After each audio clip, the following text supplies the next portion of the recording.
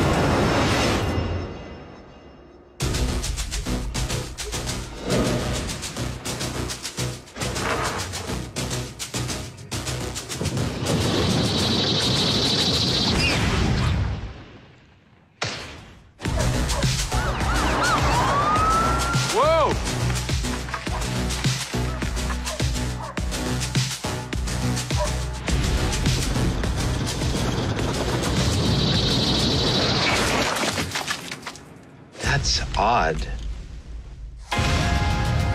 Everybody, this is what our killer looks like.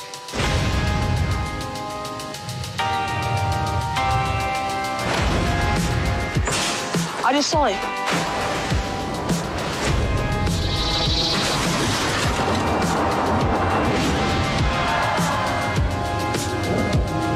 Anybody there?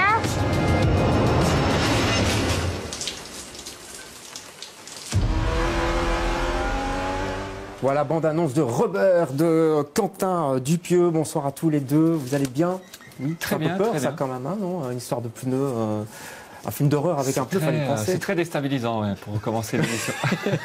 En fait, j'ai mis ça, c'est pas innocent. Je vois pas vraiment le rapport. Ah, mais moi, je vois tout à fait le rapport avec le livre dont on va parler. Ça s'appelle Là où ça fait mal. C'est votre deuxième roman, enfin peut-être troisième. Troisième. On a un peu oublié le premier. Enfin, on n'a pas oublié le premier, je veux dire, mais. Moi, pas en tout cas.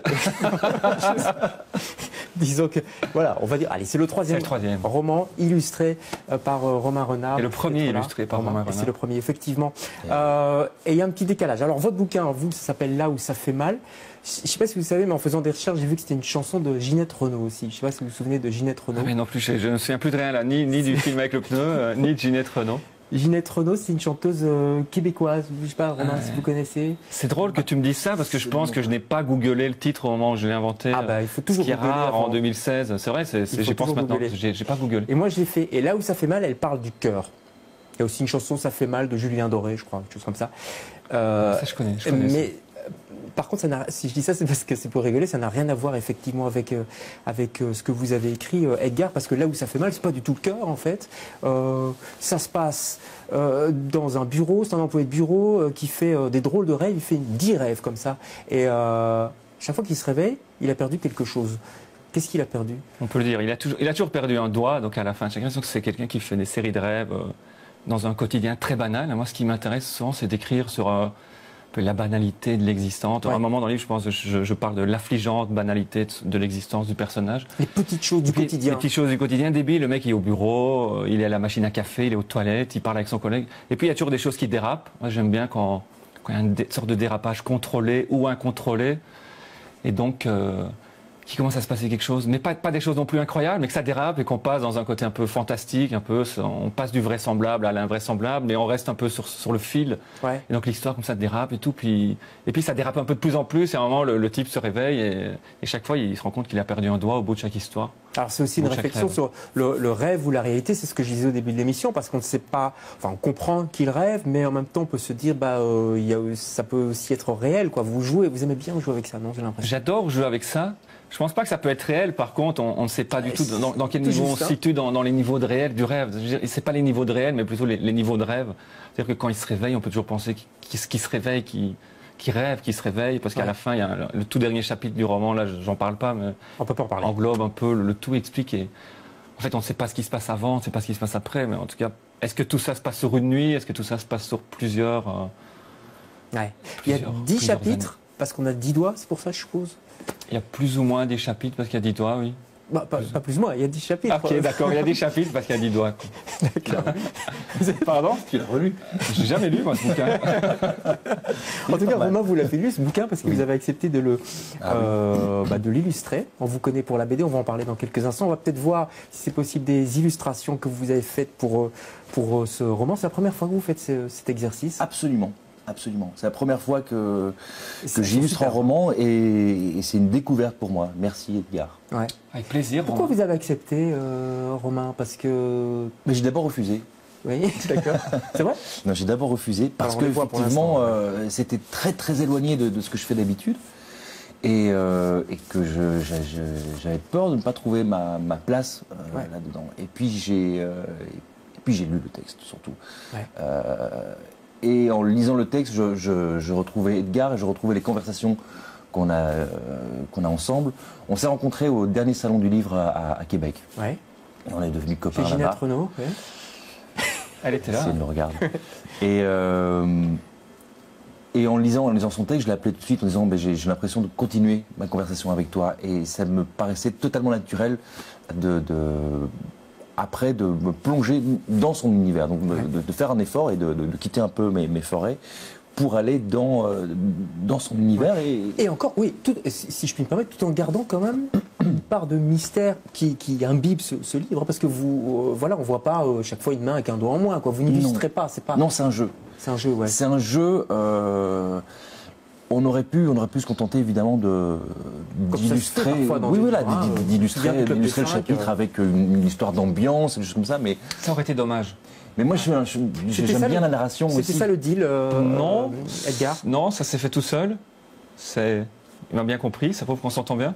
Ouais. Je ne lui ai pas demandé, moi je préfère, je lui ai donné une sorte de carte blanche, j'ai demandé d'illustrer le truc, mais sans.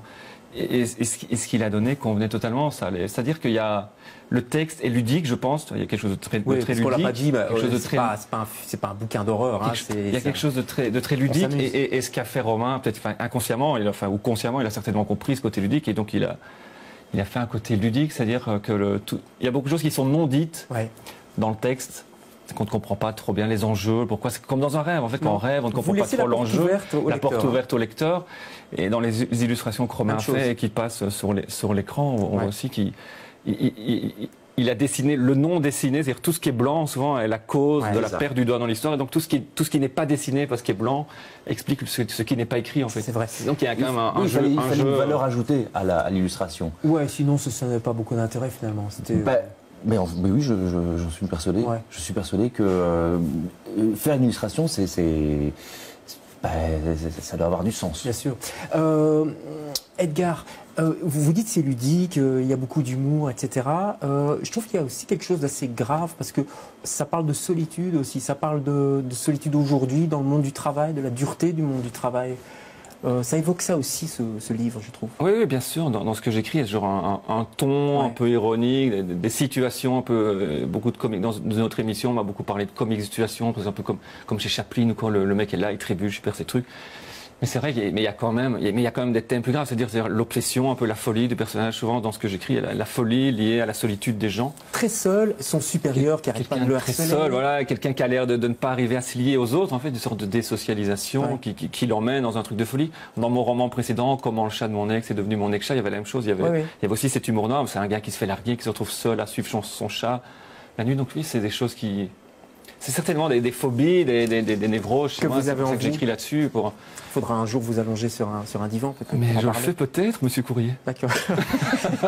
Et très urbain aussi. Hein. Vos livres se situent toujours, je trouve, au cœur des villes, dans le béton imbriqué comme ça. Il y a quelque chose de très urbain chez vous. Ben, j'adore la ville, moi j'adore Ouais, vivre à Bruxelles, ça se sent. j'adore quand je vais ailleurs, j'aime aller à New York, à Tokyo et tout, je vais quasiment jamais à la campagne, j'adore la ville. Ouais. Pourtant, la Je campagne voyage toujours dans les japonaise est très villes. belle. Oui, je sais, mais malheureusement, c'est vrai, penser, c'est vrai, mais je devrais y penser, mais je suis très attiré par les villes et par ce qui s'y passe, Ouais. par les gens dans les villes. Romain, vous, forêt, campagne, Montagne. grands espaces. Ouais. On va regarder une bande-annonce, on en fait dans la BD maintenant des bandes-annonces, avec votre musique en plus, parce que vous êtes musicien, de Melville. C'est une BD qui a beaucoup marqué, il y a déjà 2 tomes qui sont sortis, on regarde.